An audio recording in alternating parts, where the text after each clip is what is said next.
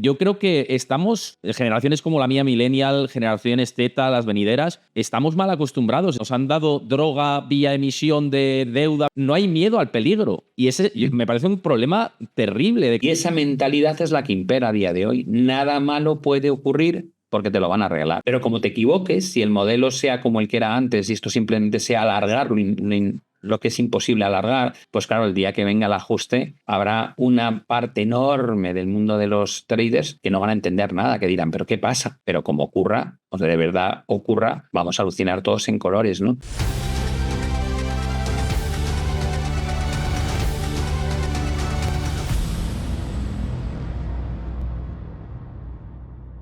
Antes de ver el vídeo al completo, recuerda darle a like, suscríbete a mi canal si te gusta este contenido y déjame tu comentario, que lo estoy esperando. Y ahora que mencionas el tema de la bolsa, me venían un montón de ideas con esto que dices, y es cierto el impulso de los 7 magníficos, pero está llamando la atención en los últimos meses que el trading de minoristas se está activando una barbaridad. El otro día veía un informe en el que el volumen de opciones tradeadas en Robinhood, que es una plataforma low cost, ya lo sabes, uno de los brokers que más utilizan los inversores minoristas en Estados Unidos, está en máximos históricos.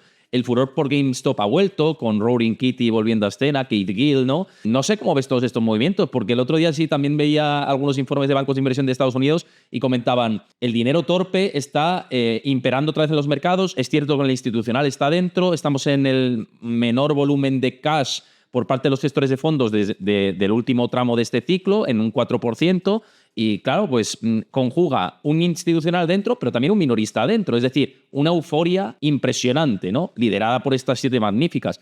Quizá, y apuntaban muchos, dicen, no sabemos si estamos en un contexto de burbuja o no, pero se le parece. Es decir, todavía no estamos en esos múltiplos, pero a estos impulsos y con esta verticalidad que estamos alcanzando, quizá en unos meses sí que podemos hablar de burbuja. No sé cómo lo ves tú todo esto, porque está siendo descomunal lo que se está observando en estos últimos meses. Yo creo que lo que ocurre básicamente es que mientras tú tengas un nivel de liquidez suficientemente grande, y existe evidentemente en el mercado, especialmente en el mercado de renta variable en Estados Unidos, cuanto más efecto FOMO hay, más concentras las apuestas, ¿no? Que creo que los hedge funds no tenían una concentración tan brutal sobre los 7 magníficos desde hacía muchísimo tiempo, pero no solamente los hedge funds, también los particulares. Y dices, bueno, el dinero huye de ciertos sitios y se mete en otros, pero no se va. Al final cambias, simplemente dices, bueno, pues en 2022 vimos una salida bastante radical de lo que eran los que más pesaban, que eran los 7 magníficos, con correcciones del 70 y tantos % en los Teslas, en los Metas, en los Netflix, pero se refugiaron en el resto de compañías del S&P 500 que no lo habían hecho tan mal, o que lo habían hecho tan mal hasta entonces, con lo cual es una rotación realmente de un tipo de activo a otro. Yo creo que ahora mismo,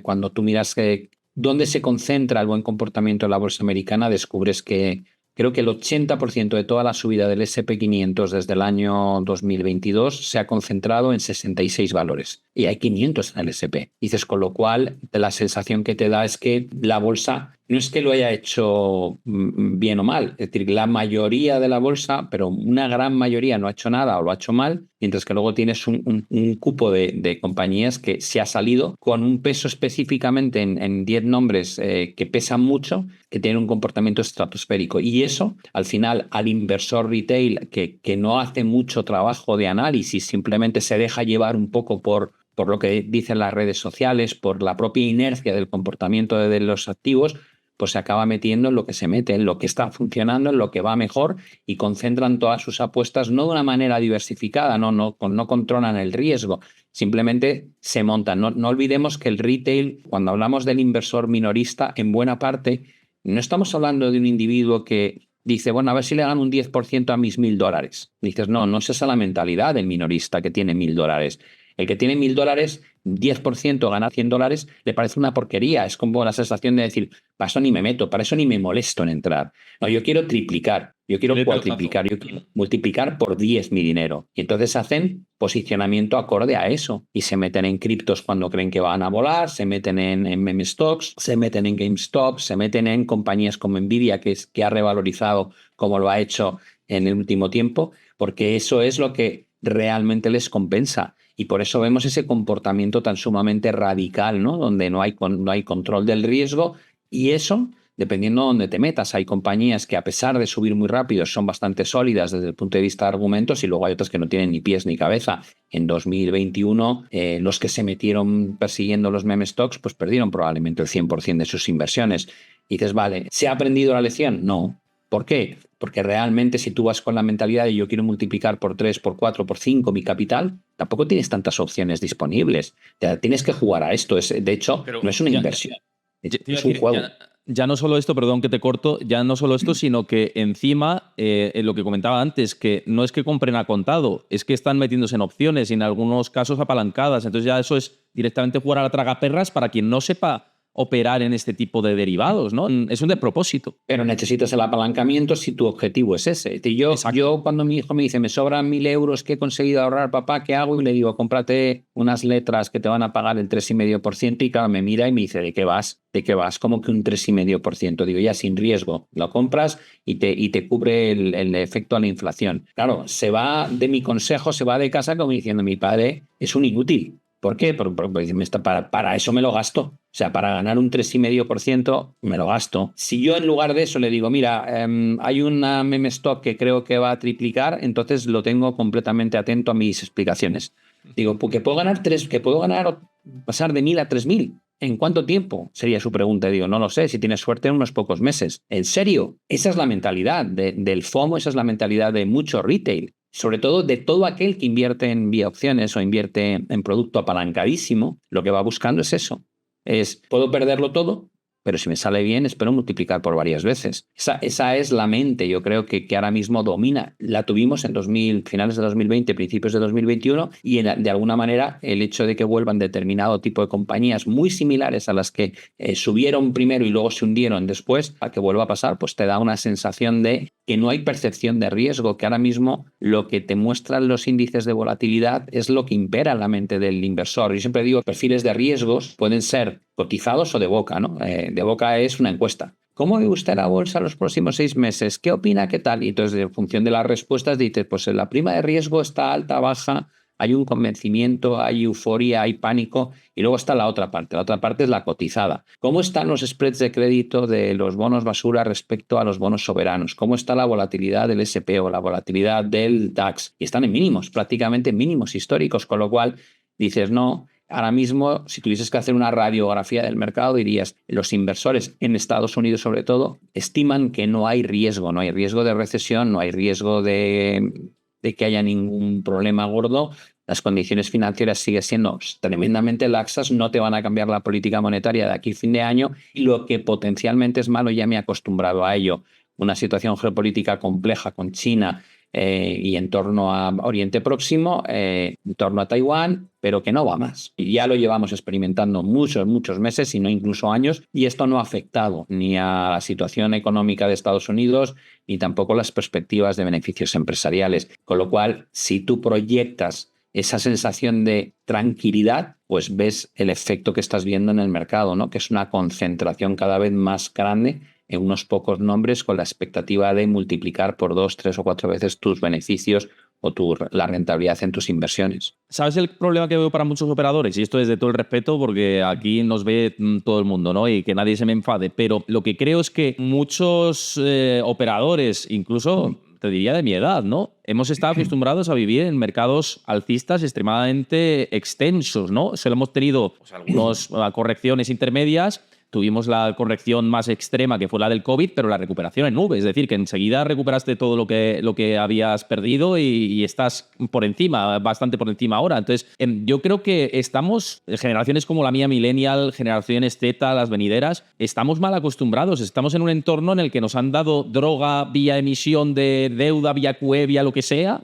y hemos recuperado todo rápido. Entonces, no hay miedo al peligro. Y ese me parece un problema terrible de cara al futuro, porque llegarán momentos en los que tengamos un gran lateral, una corrección que cueste recuperar, y generaciones como la mía, pues no lo hemos vivido a la hora de operar, ¿no? No sé cómo lo ves. Tal vez tenéis una suerte y la desventaja la tengo yo, ¿no? Yo empecé en el año 87 y claro, cuando vives la crisis del 87, nada más empezar tu carrera y luego vives pues la crisis de divisas del 97 y el default default de Rusia del 98 y luego te vas y pasas por la gran crisis .com de 2001 y 2002 y después ves la debacle del mercado inmobiliario en 2008 y la crisis financiera con la quiebra de 492 bancos en solo un año y medio. Bueno, la quiebra duró un periodo de 4 años realmente, pero bueno. Y luego ves la crisis periférica. Pues bueno, yo me he curtido en un mundo donde gestionar el riesgo era una virtud, ¿no? Era importantísimo. Y de hecho, ningún gestor de mi época que no gestionase bien el riesgo sigue vivo, se ha cargado su proyecto. Para mí gestionar el riesgo era como se empezaba. Tú gestionas el riesgo y en función del perfil de riesgo yo te digo más o menos cuánto vas a poder sacar de rentabilidad, pero la premisa principal era gestionas el riesgo. A día de hoy creo que nadie gestiona el riesgo, por eso casi todas las inversiones se han migrado de la gestión activa a la gestión pasiva. Por eso cada vez hay menos inversiones en los hedge funds y más inversiones en los ETFs, que son muy baratos en comisiones, pero no hay gestión del riesgo, al menos en los ETFs pasivos, que son el 99%. Y les vale. ¿Por qué no gestionan el riesgo? Digo, pues porque te lo gestionan los bancos centrales por ti, porque en el momento en que hay una crisis como la del COVID, donde la economía vive la peor recesión del último siglo, el impacto en la bolsa es que a finales de ese mismo año ya están máximos históricos.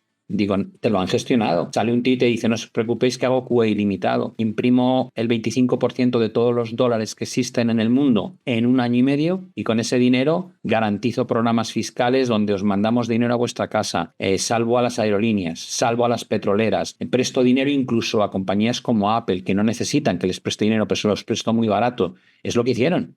A grosso modo, ¿no? Y dices, y eso lo hago en 2020. Y digo, no, y en 2021. Digo, no, y en 2022. Espera, y en 2023. Porque es que siguen haciéndolo. Es decir, el programa fiscal estadounidense ya lleva casi 3 años y medio. Con lo cual dices, espera un momento, ¿para qué me voy a preocupar yo del impacto de una crisis en la bolsa si hay un tío que se lo va a comprar todo cuando las cosas salgan mal? Y ese es el nuevo entorno en el que vivimos desde el año 2009. Y la pregunta que yo me hago muchos días es, ¿tengo que cambiar mi manera de pensar? O sea, ¿es correcto de repente decir que más da? No hay riesgo, esto olvídate. Es como situación tensa en Europa a raíz de las elecciones parlamentarias. Se dispara el CDS de Francia. En mi época dirías, esto puede ser el inicio de una crisis en mercado de renta fija en Europa que tenga como efecto que no se controle la situación de endeudamiento, pero luego de repente digo, no, espera, Pablo, no seas tonto, si ya se marcó la nueva forma de actuar en el año 2011 cuando Mario Draghi dijo whatever it takes, ¿no? Es decir, si los gobiernos europeos se les cierra el mercado de financiación internacional por una crisis de confianza, no pasa nada. Dices, hombre, como no va a pasar nada, tendrán que hacer un default. Digo, no, el Banco Central Europeo ya dijo cuál era la solución. Yo creo el dinero que haga falta y con eso financia a los gobiernos. Digo, o sea que no pueden quebrar. Los gobiernos europeos a priori no pueden quebrar. Dices, no,